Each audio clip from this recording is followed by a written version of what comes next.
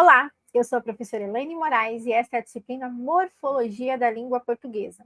Estamos no módulo 4, Implicações para o Ensino de Línguas, e a nossa última unidade, unidade 2, é a Morfologia na Prática de Análise Linguística.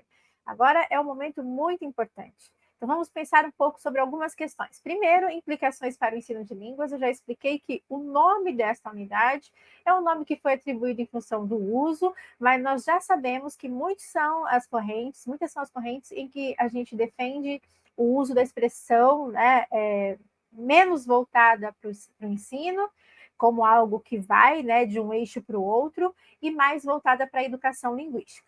O segundo ponto é que aqui é pensar na prática de análise linguística. E a prática de análise linguística é uma expressão macro, como a gente vai ver, que vai nos permitir refletir e sair um pouco daquele ensino puramente gramatical. É claro que trabalhar com análise linguística é perpassar diferentes níveis da língua. Especificamente na nossa disciplina, nós faremos essa conexão através da morfologia, claro. Bom, então, o que nós faremos na aula de hoje? Refletir um pouquinho sobre a análise linguística e o documento dos PCNs, pensá-la dentro do eixo da reflexão, nesse processo, observar como as ações são entrecruzadas com a questão da expressividade, observar ainda os pressupostos teóricos que estão envolvidos dentro da prática de análise linguística e revisitar alguns conceitos que nós já mobilizamos na unidade anterior, mas que refletem agora muito mais com a questão dos usos. E fazendo isso, a gente vai repassar um pouquinho questões relativas às interjeições, aos conectivos, aos advérbios, aos pronomes e aos nomes. Para iniciar, então, eu trouxe uma citação de Bezerra e Reinaldo, do texto de 2014, que faz parte da bibliografia da disciplina, e o trecho que eu vou ler agora, ele foi tirado da página 17. Aqui nós temos a seguinte informação: a proposta dos PCMs, parâmetros curriculares nacionais, para o eixo de análise linguística, desloca o enfoque da palavra, né, ou da frase, proposto lá pela gramática tradicional, para a análise do texto, influenciada pelas teorias linguísticas, textuais e enunciativas, resultando em novos objetos de estudo. Bom, vamos começar pensando um pouquinho que os PCNs são documentos lá da década de 90, que vão sendo refletidos durante muitos anos como essas diretrizes norteadoras para abordagem de conteúdos e de estratégias em sala de aula, né, nos ensinos fundamental e médio.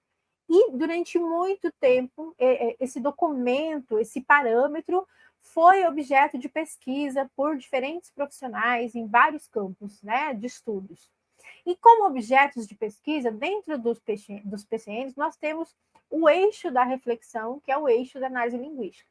E ele foi uma virada muito importante, justamente porque nós temos essa possibilidade de sair do elemento isolado, pensando na palavra, pensando no fonema, do elemento isolado frase, que era o limite máximo, né, que nós tínhamos dentro das gramáticas intituladas como gramáticas tradicionais, para pensar as condições de uso, as condições contextualizadas de mobilização do texto em diferentes cenários, com diferentes interlocutores. E é claro que aqui, esse processo é influenciado pelo próprio avançar das teorias linguísticas. E que teorias linguísticas são essas? São as teorias textuais, enunciativas, poderíamos chamar até as discursivas, como a linguística textual, a análise do discurso, a teoria da enunciação, a pragmática e outras vertentes que você certamente, se já não estudou, vai estudar aqui dentro do curso de letras. Aliás, cabe uma reflexão importante que nós tivemos recentemente uma substituição, né, de documentos, entre aspas. Então, nós temos o surgimento da BNCC, um documento que é muito mais normativo do que diretivo, que vai trazer outras mudanças no que diz respeito à reflexão em torno da análise linguística. Nas disciplinas de prática de ensino, estágio obrigatório, estágio supervisionado, certamente você vai pensar um pouco sobre isso. Bom, ainda pensando, né, nessa abordagem da análise linguística, ela é concebida, então, através nesse texto, como uma reflexão sobre os recursos linguístico-textuais ou textual enunciativos, tanto em relação à compreensão e produção de textos orais e escritos, quanto em relação à descrição dos sistemas da língua. Vamos pensar um pouco sobre isso. Lá ainda nos PCN, quando a gente vai pensar nos eixos de reflexão, nós temos a prática e a produção de textos orais, escritos, multimodais, a compreensão desses textos, que está para o eixo, né, dessa leitura, e dentro do eixo da reflexão, esse olhar para a descrição do sistema da língua. Então, estes recursos de análise linguística nos servem em todos os aspectos. Eu posso pensar a análise linguística como um instrumento, uma ferramenta potencial para o desenvolvimento de análise, de leitura de um texto, para pensar realmente a produção de sentido. Posso instrumentalizar cada estudante a mobilizar isso a partir de determinados propósitos, pensando, né, no gênero a que se destina, na própria esfera da produção, né, na escrita, na elaboração desses textos, podem ser orais, escritos, multimodais, sinalizados, e eu posso olhar para isso analisando a língua, refletindo sobre as categorizações existentes, esse universo da descrição.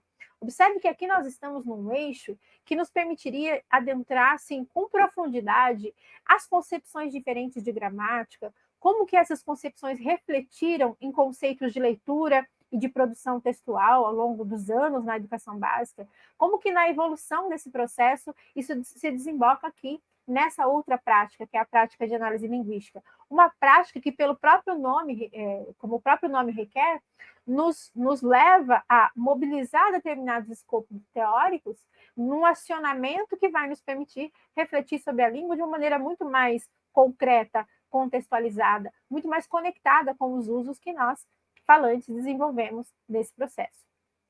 Bom, ainda pensando nessa expressão, né? Aqui nós temos essa ligação entre análise linguística como uma expressão guarda-chuva, que vai abrigar muitas especificações quanto forem as orientações teóricas que a fundamentam. Claro, se na unidade anterior a gente viu, inclusive, que existem critérios diferentes de classificação, né, das palavras ou de agrupamento das palavras em classes gramaticais, aqui pensar a análise linguística também é defini-la de diferentes maneiras, porque eu posso desenvolver análise linguística fundamentada na linguística textual, no escopo da linguística textual. No escopo da pragmática, por exemplo, que é uma outra vertente, eu vou olhar para a intenção comunicativa como uma das origens do sentido de um determinado enunciado, diferentemente do que acontece na perspectiva discursiva da análise do discurso, e assim por diante. Então, é uma prática que, como eixo de ensino, também vai se voltar para a descrição, embora ela tenha, sobretudo, um caráter didático, um caráter estratégico, né, propositivo, um caráter pedagógico que diz respeito à forma como docentes vão desenvolver esse processo em relação à língua. Então, aqui, novamente, a gente tem a expressão eixo de ensino, mas pensando nessa educação linguística. Bom, pensar as ações entrecruzadas e a expressividade é olhar, então, para a língua. De que forma? Olhando para o uso, mas também para os saberes que nós temos sobre essa língua. Saberes que estão interconectados com o próprio uso. Tanto é que, cada vez mais, a partir de novos usos com a internet, por exemplo, novos usos que são desenvolvidos, né, por usuários, vão nos levando a desenvolver novos saberes, descrever formas de interação das pessoas. E a gente também pode pensar nas ações que os sujeitos fazem com a linguagem. A gente sabe, por exemplo, através da teoria pragmática, que existe a noção performativa. Quando a gente dizer também é praticar uma ação. Então, se eu digo lá, eu te perdoo, ao dizer eu te perdoo, né, se eu estou falando isso sinceramente, eu também estou realizando a ação de perdoar. Então, há atos que só se realizam através, né, da mobilização da própria linguagem. Assim como nós temos ações que fazem sobre a linguagem e ações da linguagem reveladas no uso de recursos e sistemas. Então, são diferentes maneiras de olhar para a língua, para a linguagem, sobre esse prisma do que a gente está chamando aqui de prática de análise linguística. E, claro, se a gente está pensando nisso, alguns pressupostos são fundamentais. A concepção de língua já não é mais uma concepção de língua como expressão do pensamento, ou simplesmente como instrução de comunicação, mas como instrumento, como ferramenta de interação social, de relacionamento entre pessoas em uma determinada sociedade. Então, nós temos uma mudança, né? Indução versus atividades epilinguísticas. Nós temos a variação nos dados linguísticos, a abertura para olhar diferentes dados, que não são mais sistemáticos, apenas estruturais. E nós temos, então, a adoção dos gêneros textuais e das chamadas sequências didáticas, observando micro e macro unidades, que foi um pulo do gato muito grande, né? para o desenvolvimento pedagógico, que é, se a gente vai pensar a análise linguística como uma reflexão em torno da língua em uso, nada melhor do que observá-la em uso em diferentes gêneros. E para pensar e desenvolver essas atividades nesses diferentes gêneros, nada melhor do que analisar as sequências didáticas, né? Vocês devem ter estudado nas disciplinas de leitura, produção de texto, prática de ensino, mais especificidades em torno desses dois instrumentos, né? E aqui, nós, pensando nesses elementos todos, a sistematização da análise ela vai se dar em atividades que são do tipo metalinguísticas, mas não necessariamente atividades metalinguísticas que estão voltadas normativamente, né, para determinação do que a gente pode ou não fazer, mas sim para o desenvolvimento de como funciona cada uma dessa estrutura. Todas essas reflexões eu tirei de Oliveira 2021. Bom, então, revisitando os conceitos, já que a gente já entendeu o que é prática de análise linguística, a importância disso nos documentos que orientam a educação brasileira, a gente volta um pouquinho nas classes que nós já movimentamos na unidade anterior. Então, Gladstone Chaves de Mello vai falar da interjeição, e eu já tinha anunciado, antecipado um pouco sobre isso, que a interjeição, então, é esse grito reflexo pelo qual exprimimos nossa emoção, que não são partes do discurso, isto é, não figuram como uma classe de palavras como as demais, porque podem se constituir de uma palavra apenas ou de uma expressão inteira, e que contém, né, linguagem afetiva. A interjeição contém linguagem afetiva, portanto, ela usa de elementos não estruturais, como a entonação e os gestos. Gladstone Chaves de Mello vai chamar atenção para essas três características da interjeição que nos colocam numa encruzilhada, porque se na gramática tradicional é uma classe de palavras, aqui a gente está observando que, bom, ela não necessariamente funciona como as demais, porque como grito reflexo, ela vai sair, né, espontaneamente. Eu dei o exemplo na aula anterior do ai, né? Eu não vou parar e dizer, se alguém pisa no meu pé e eu tocar a unha encravada, eu não vou parar e dizer, agora eu vou dizer ai, ai, né? E sim, eu vou soltar um ai que é fruto dessa emoção do momento. Portanto, essa ação reflexiva, né, ela é diferente das outras classes de palavras.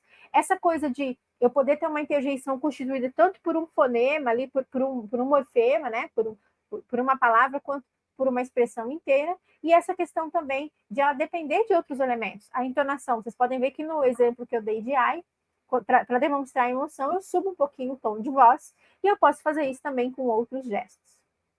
Bom, o Matoso Câmara também vai falar da interjeição, e ele vai chamar realmente a interjeição de palavra-frase. E José Rebouças Macambira, né, para ele, uma das principais características da interjeição é ela não exercer função sintática como os demais elementos frasais. Isso nos coloca novamente nesse lugar. Bom, todas as demais classes, elas exercem determinada função sintática na frase. E a interjeição não, justamente porque ela é esse elemento diferenciado, dessa natureza múltipla.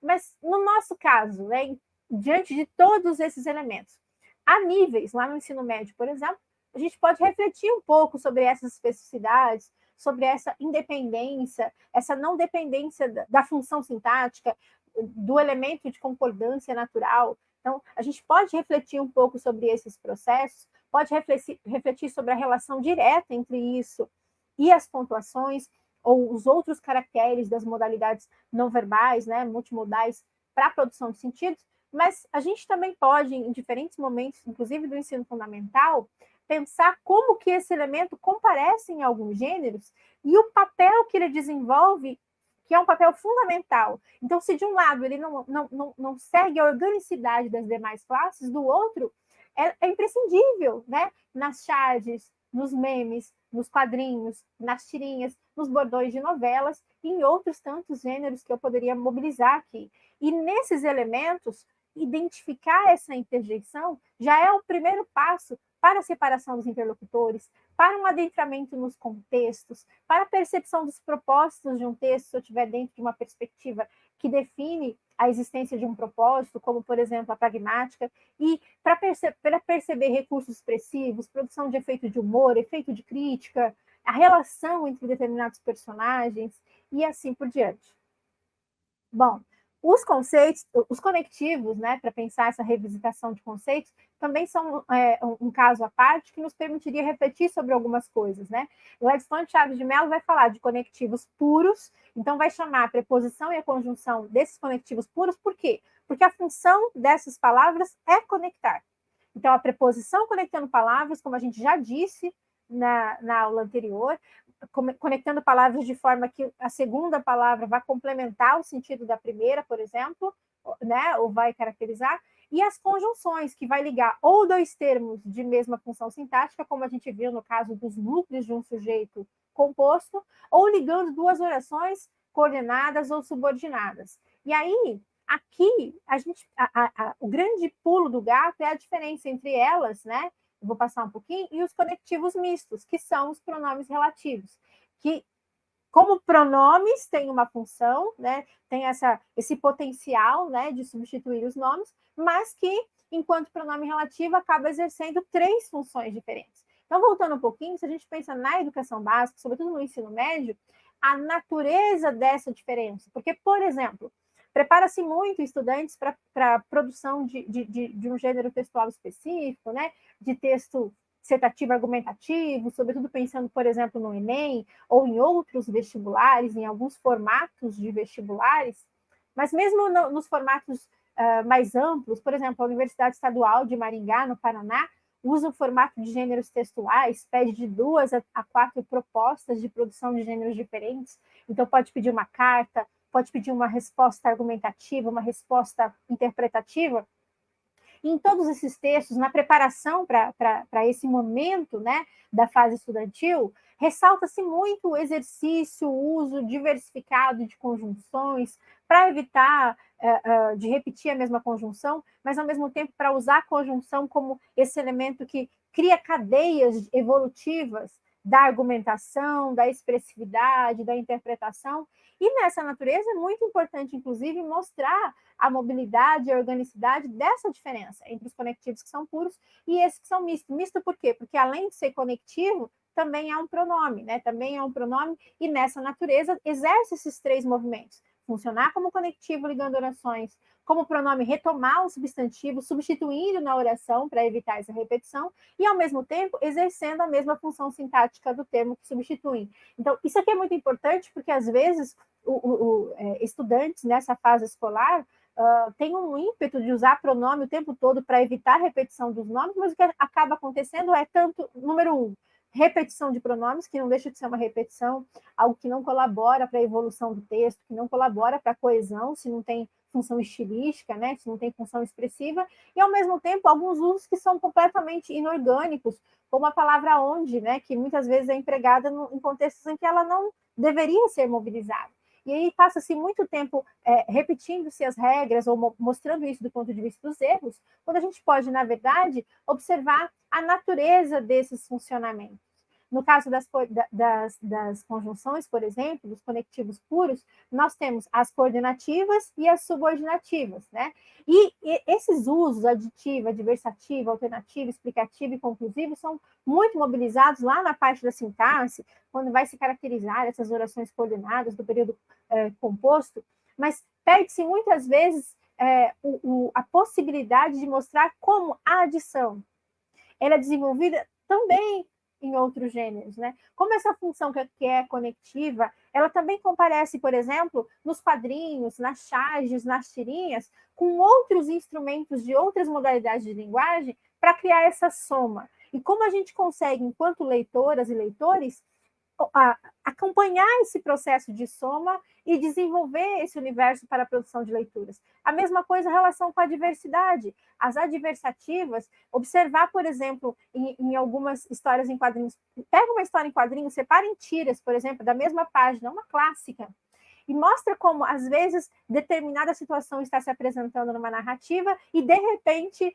nós temos a adversidade, nós temos esse mas que muda completamente do ponto de vista imagético, multissemiótico, as relações de sentido ali existentes. E assim se dá com as outras opções, com as alternativas, explicativas, conclusivas.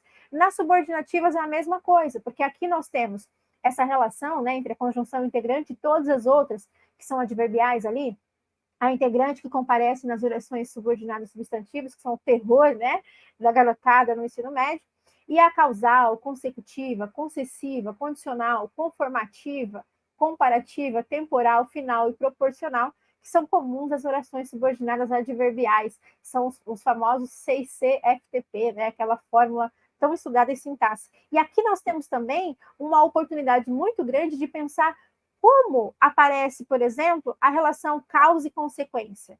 Qual ordem, né? Eu estou usando a oração subordinada primeiro e depois a principal.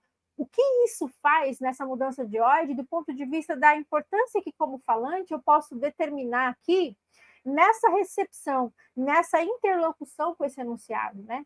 Por que a quantidade de enunciados concessivos podem produzir determinados sentidos em determinados gêneros? Como o elemento condicional comparece, sobretudo nas narrativas, né? Por que a unidade conformativa ela é tão importante para marcar dados, para trazer esse caráter informativo, esse caráter mais científico, né? Mais produtivo, menos comum, por exemplo, num universo mais lúdico? Como que a comparação se dá muitas vezes com o uso de muitos adjetivos nas narrativas? Por que a instância temporal ela comparece com uma determinada força nas narrativas e com uma força mais argumentativa, né, nos textos dissertativos? Por que, por exemplo, essa relação dos conectivos, né, de finalidade são diferentes da relação causal?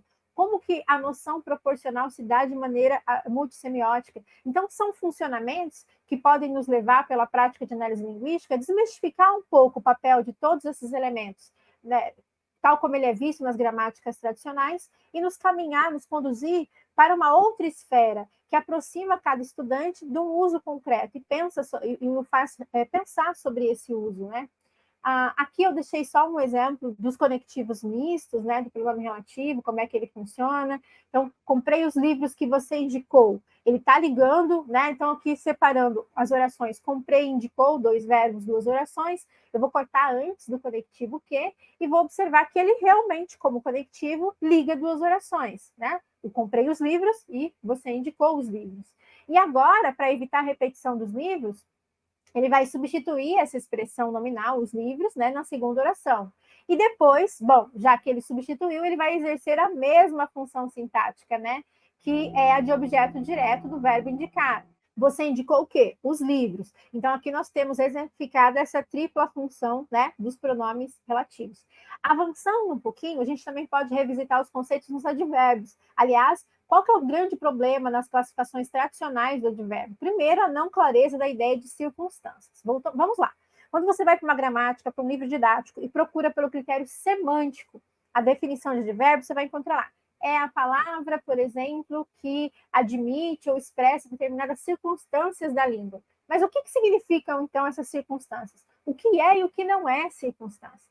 Outra coisa, o fato de ele ser terciário. Quem que ele determina? Muitas vezes na gramática, né, do ponto de vista funcional, você vai encontrar lá. É a palavra que modifica um verbo, um adjetivo ou outro advérbio. Por que a gente pode criticar isso? Nós vamos observar daqui a pouco casos em que ele vai determinar outras classes de palavras. E ainda o caso dos modalizadores, né? Que, bom, se ele caracteriza uma outra classe de palavras, o que dizer desses advérbios que, como modalizadores, caracterizam uma frase inteira, emitindo, na verdade, um juízo de valor sobre essa frase, do ponto de vista do falante, e não uma circunstância. Para a gente ver como é que isso funciona, eu vou trazer o exemplo, vou pular um pouquinho aqui, e vou direto para este slide. Então, observe aqui, o exemplo 2, né? O atleta corre velozmente. Então, velozmente, como é que o atleta corre, né? Como é que é a natureza desse correr? É um correr veloz, né? Então, velozmente vai caracterizar aqui o verbo. Ok, então, essa noção de advérbio de modo, essa circunstância de modo faz sentido, e faz sentido também o fato dele ser caracterizador. Mas quando a gente olha no exemplo 3, por exemplo, Paulo amava tão profundamente, nós temos o tão como advérbio de intensidade, né? Que, na verdade, está caracterizando o quê? Está caracterizando outro advérbio. Então, profundamente. Ok, seguimos dentro daquela definição tradicional. No próximo caso, o mesmo funcionamento, o mesmo sufixo mente, que é um sufixo típico das palavras adverbiais, aparece na palavra praticamente. E aí a gente tem, praticamente todos participaram da reunião. Note que não é praticamente participaram, não é um advérbio caracterizando o verbo, e sim praticamente todos. Eu tenho um advérbio caracterizando a palavra todos. E em português, todos é um pronome indefinido.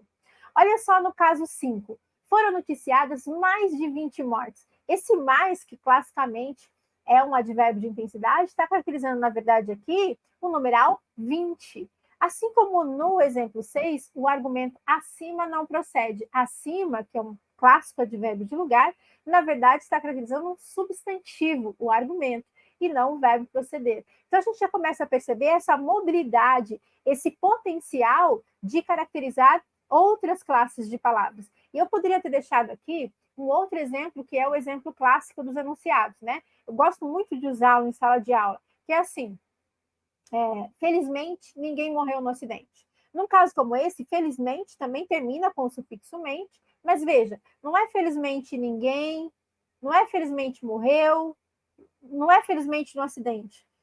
Esse advérbio fala do enunciado inteiro, mostra que, como emissora, eu estou aliviada de que houve um acidente, uma catástrofe, mas as pessoas sobreviveram. Então, felizmente, aqui diz respeito a todo o enunciado, e não só a uma classe de palavras. E veja que aqui não caberia a ideia de advérbio de modo, e sim, eu estou diante de uma situação em que o emissor mostra como ele se posiciona, o que ele sente em referência ao conteúdo que está todo enunciado. Por isso que, voltando um pouquinho, a gente tem aqui esses problemas na classificação tradicional. E observar isso nos leva a poder trabalhar com mais opções em sala de aula para movimentar esses diferentes sentidos. Então, mais do que ficar batendo o martelo na classificação e na identificação dessas estruturas, mobilizar esses diferentes usos vai fazer com que as turmas consigam perceber esse potencial tão heterogêneo. Né? E aqui, para complementar, o Margot ele vai trazer um pouquinho que o advérbio é a classe de palavras que indica uma circunstância. Ok. O problema aqui é saber o que significa circunstância. Além disso, nem sempre a circunstância se traduzem por meio de advérbios. Então, de certo modo, o advérbio é algo análogo a um tipo de adjetivo, com a diferença de que eles especificam ações, estados ou fenômenos descritos pelos verbos, assim como a gente viu há pouco, fenômenos descritos por outras classes de palavras. Essa citação eu tirei da página 141 e este texto é de 2008, como temos mobilizado aqui em diferentes módulos, né? O texto do professor Margot, que é da Universidade Federal de Santa Catarina. Bom, o pronome também condiz aí com uma estrutura que pode nos levar a alguns questionamentos. Primeiro, porque ele é um sinal, né? Então, ele tem a significação presa à enunciação. Isto é, possui uma característica denominada deixis. Gente, eu falei há pouco, na unidade anterior, a diferença entre nome e pronome, né? O nome como símbolo e o pronome como um sinal. Por que um sinal? Porque justamente ele é esvaziado de sentido específico. Eu preciso, através da enunciação, eu preciso, através do texto, dar diretivas para que a gente tenha condições de encontrar essa referência. E pensar essa função deítica nas palavras de Margot, página 79, o referente do pronome eu muda conforme a situação de interação. O eu é a pessoa que fala, que está com o turno da fala. Assim, quem é tu, porque está na posição de escuta, torna-se eu quando toma a palavra. E referência àquela estrutura, né, que Benveniste vai nos designar para a gente pensar esse eu e tu. O eu é sempre quem está falando. Se eu estou falando com você agora, eu assumo o lugar de eu. Se estivéssemos numa conversa presencial e você começasse a falar, a responder alguns elementos sobre isso que eu estou falando, você assumiria o eu nesse momento. Então, quem é o eu? O eu, o significado, a referência do eu é deítica, porque vai depender, né, da situação de interação especificamente. E assim como depende da situação de enunciação, do ponto de vista do texto, né, ele também produz referências que são textuais. Então, o pronome ele pode ser anafórico, quando ele retoma alguma coisa que já apareceu no texto.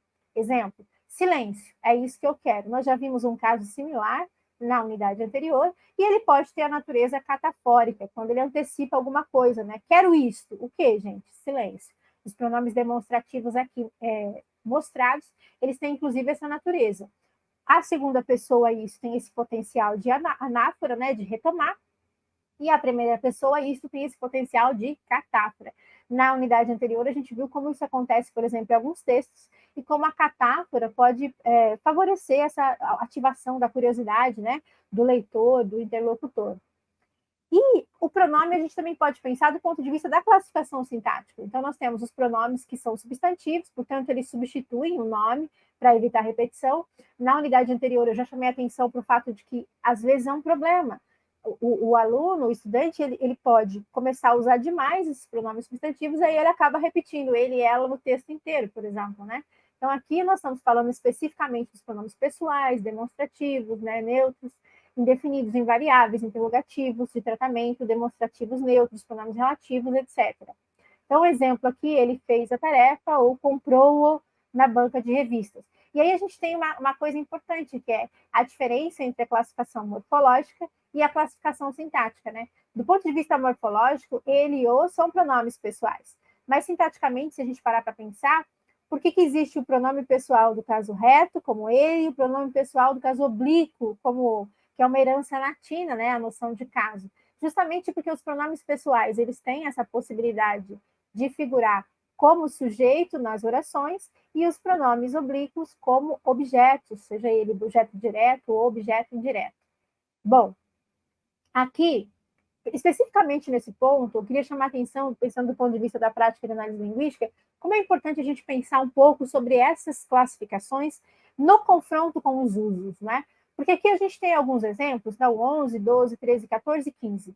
Quem fez a tarefa? Tudo se transforma, Vossa Excelência chegou, isso me anima, o lugar a que me refiro.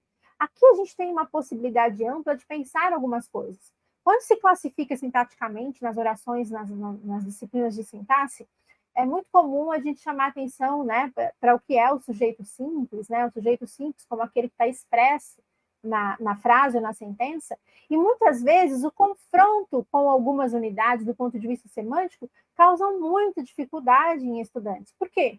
Porque existe também a classificação chamada como sujeito indeterminado. O que é um sujeito indeterminado? A gente não consegue determinar qual é o núcleo daquele sujeito, né? E aí, olha que interessante, num exemplo como esse, quem fez a tarefa? A palavra quem, né, que é um pronome interrogativo nesse caso, é o núcleo do sujeito. Então, nós temos um sujeito simples. Porém, tanto que eu poderia substituir por ele fez a tarefa, o menino fez a tarefa. Mas muitas vezes, nosso estudante, por observar que a palavra quem tem esse sentido vago, é uma pergunta, eu não sei quem é essa pessoa, acredita que isso se trata de um caso de sujeito indeterminado. A mesma coisa acontece com a palavra tudo. Tudo se transforma, no exemplo 12. Aqui, essa natureza vaga, tudo pode ser tanta coisa, faz com que as pessoas, pensando que ele é um pronome indefinido, acreditem que nós temos um caso de sujeito indeterminado, quando na verdade o sujeito é simples, porque qual é o núcleo? Ele está ali expresso, a palavra tudo. A mesma coisa acontece com Vossa Excelência chegou, né, que é o pronome de tratamento. Isso me irrita, que é o demonstrativo neutro. O que é que me irrita? Isso. Veja que a natureza neutra, que depende de alguma coisa, né, deística, contextual, anafórica, como eu vinha falando, pode fazer com que, do ponto de vista do significado, as pessoas confundam essa natureza, né? O que é o sujeito? O sujeito simples está aqui colocado. Assim como a gente tem no exemplo 15. Veja aqui que é um pronome relativo. Nós temos aqui um limite muito tênue entre a classificação morfológica e a sintática.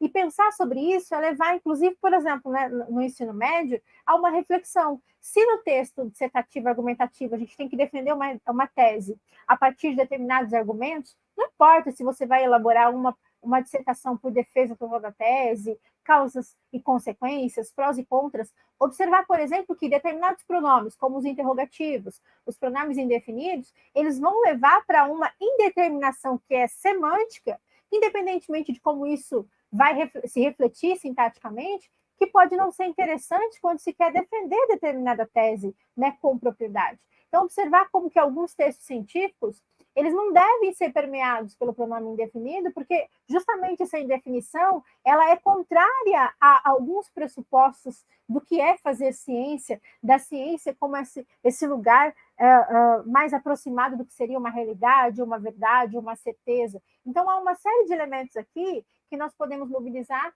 para discutir um pouco, inclusive, assim, esse potencial de produção de sentidos das instâncias morfológicas, no caso aqui, dos pronomes substantivos. Aqui nos pronomes adjetivos, a gente tem aí a questão da função sintática, né, que é muito marcante. Às vezes você chama o este de pronome demonstrativo para o aluno, no ano seguinte você chama de adjunta de nominal. E aí ele não entende necessariamente que, bom, do ponto de vista das classes de palavras, nós temos uma classificação, do ponto de vista da função sintática de acompanhamento de um núcleo, nós temos outra classificação, mas o que importa, assim, o que é importante na produção de sentidos? quando a gente fala de este aluno é incrível, o potencial deístico, né, dessa primeira pessoa do demonstrativo torna tudo mais próximo do enunciador, seja do ponto de vista temporal, do ponto de vista espacial, traz uma subjetividade. Qual é o papel da subjetividade em determinado texto, né? Conhece minha mãe? Nós temos aqui o possessivo.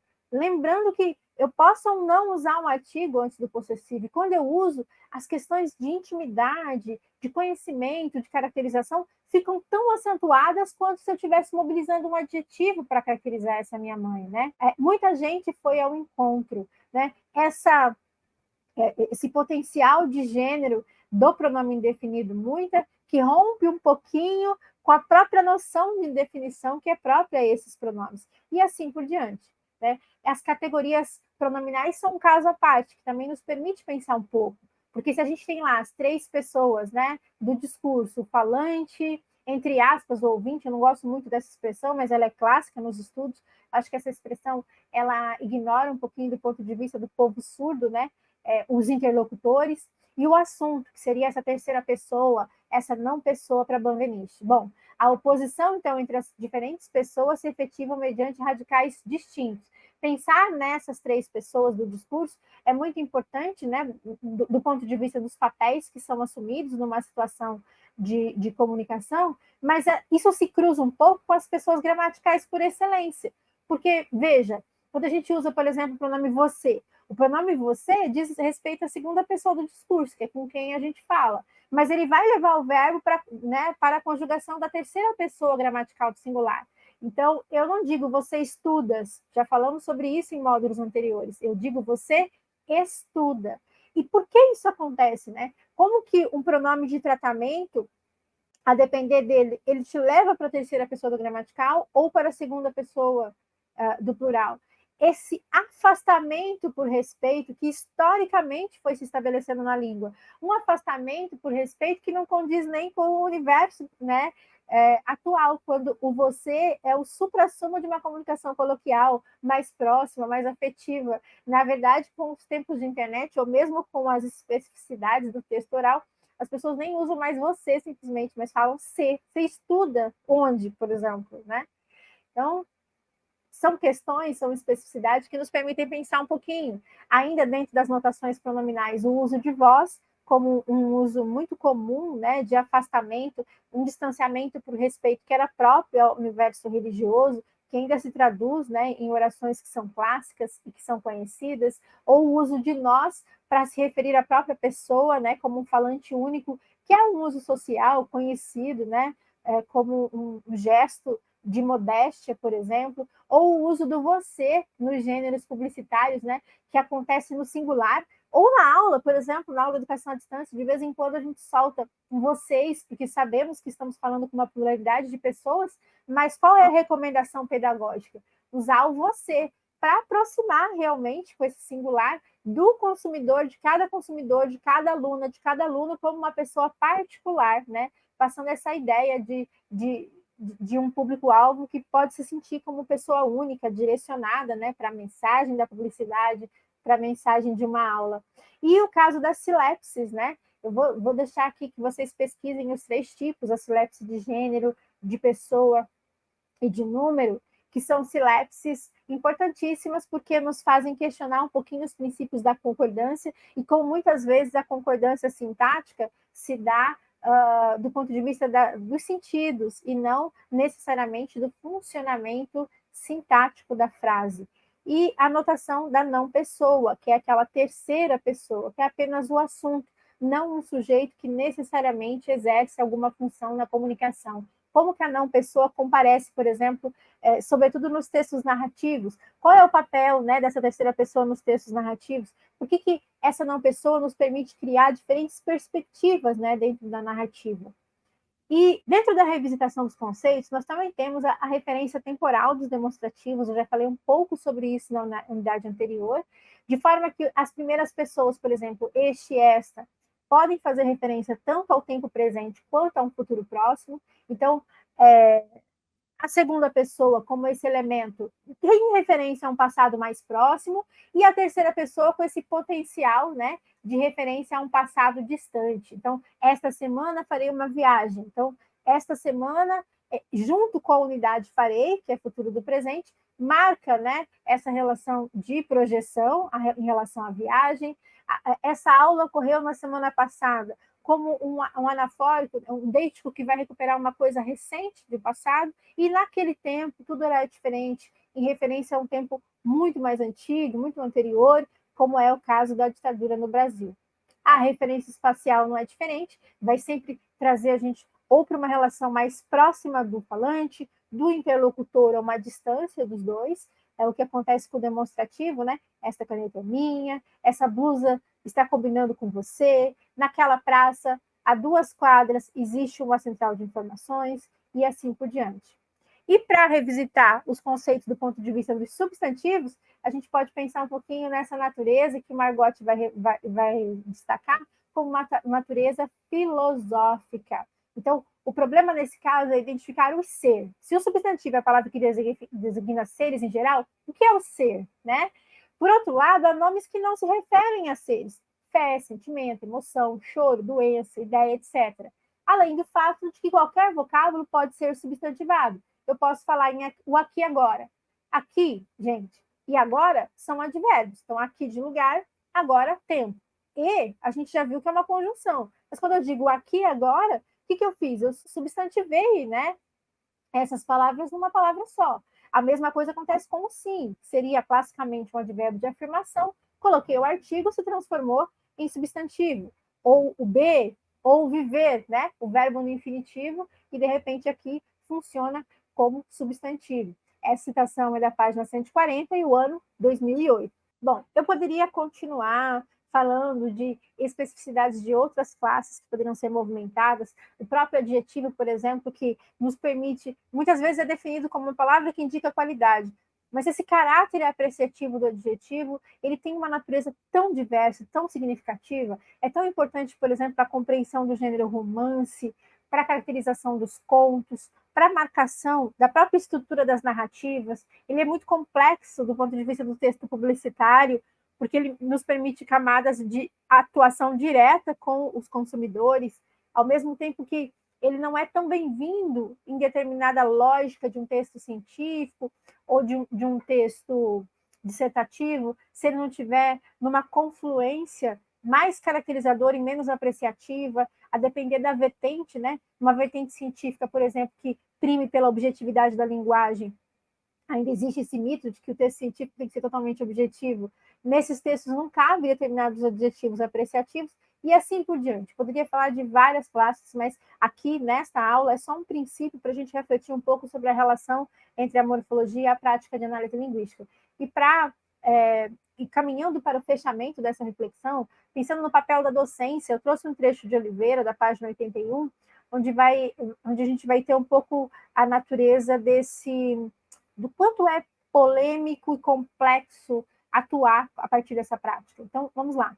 Além desse conhecimento específico relacionado ao ensino de gramática, então, claro que para desenvolver a análise linguística, o professor precisa conhecer essas estruturas gramaticais e ter um bom nível de leitura para compreender, sobretudo, os usos mais contemporâneos que são possíveis, né, a partir desses elementos da língua, em especial quando a gente está falando de morfologia.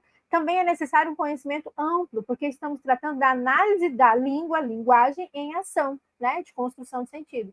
E sabemos que são muitas e distintas as realidades profissionais, socioculturais e econômicas dos professores de língua portuguesa no ensino básico no Brasil, considerando a desigualdade que há em nosso país. Isso é um elemento muito importante, né? Por isso que é difícil concentrar muitos aspectos da análise linguística em uma só aula. Existem textos maravilhosos, né? Há um capítulo, por exemplo, da Márcia Mendonça, no livro Português no Ensino Médio e Formação do Professor, que vai trazer especificidades, exercícios e reflexões muito pontuais. Nas próprias atividades que eu deixei para a disciplina, nós temos lá o caso do poema Lâmpada Marinha, que eu adoro, porque, entre outros recursos, o prefixo de negação é mobilizado de uma maneira muito expressiva para produzir sentidos, nesse livro Modelos de Análise Linguística, entre outras obras que eu poderia destacar aqui, que vão nos dar algumas possibilidades e alguns caminhos, mas no fim das contas é muito difícil, não se trata de criar uma receita, sobretudo porque essas realidades são diferentes, e cada professor com sua turma, no seu espaço-tempo, no seu momento histórico, vai ter possibilidade de desenvolver isso de determinada forma e não de outra. E aí, pensando um pouquinho sobre isso, o banho vai chamar atenção numa gramática pedagógica que também é bastante produtiva e relevante para a gente pensar, né, nessas realidades todas, e ele fala o seguinte, que muitos pesquisadores têm postulado, no entanto, que os seres humanos não somente falam línguas, como também falam sobre as línguas, que é essa reflexão da qual a gente está falando, e principalmente falam sobre a língua que falam, né? Tanto do ponto de vista da relação entre a língua materna com a língua estrangeira, quanto do ponto de vista do tipo de língua, da variedade, né, que é mobilizada naquela comunidade. Então, continuando a citação, é da própria natureza sociocultural a reflexão epilinguística, isto é, tomar a língua como objeto de apreciação, depreciação, avaliação positiva ou negativa, crítica, prazer estético, curiosidade, conhecimento do mundo, etc. Aqui a gente tem enumeradas, né, algumas das principais especificidades, dos principais ganhos quando se trata de adotar a prática de análise linguística, que é propiciar com que estudantes consigam não se perder totalmente da existência, sim, de algumas naturezas gramaticais, mas pensando como que observar, saber empregar, é também conseguir exercer esses lugares de apreciar ou depreciar, de avaliar, de perceber quando essa avaliação está acontecendo, se ela é positiva ou se ela é negativa, de estabelecer uma boa crítica, de desenvolver esse prazer estético e saber trazer esse prazer estético para a escrita, para a oralidade, para a multimodalidade, de estabelecer formas, né, de aguçamento da curiosidade e da própria relação que existe entre esses elementos todos da língua e os conhecimentos de mundo. Continuando a citação de Banho, por isso também cabe à escola sistematizar essa propensão a falar sobre a língua, de modo a favorecer com ela, mais uma vez, o processo de letramento. Então, ler, escrever e refletir sobre a língua. Esse é o grande desafio, mas também a grande contribuição, né, a grande alegria do processo pedagógico desenvolvido na escola. Essas três tarefas, que no fundo são uma só, desenvolver o letramento, constituem toda a missão da escola no que diz respeito à educação, sobretudo aqui no nosso caso, em língua materna. Essa citação é da página 29 e o texto é de 2005. Bom, então, chegando às nossas considerações finais, nesta última aula, do último módulo, focalizamos tanto as condições de surgimento e fundamentação da chamada prática de análise linguística, sobretudo focalizando o seu potencial como eixo e princípio norteador da relação com a língua, né, com a linguagem na educação básica, e nesse processo também ressaltamos elementos que no interior de cada classe gramatical favorecem uma nova abordagem por parte dos profissionais de educação. Tudo que foi dito é muito pequeno diante de amplas, né, possibilidades que nós temos no contexto do dia a dia, em sala de aula, e diante da heterogeneidade da nossa própria língua, ou ainda da morfologia. Mas é um ponto, né? É um passo na direção desse processo. Estas são as referências mobilizadas nesta aula. Vejo você nas próximas disciplinas.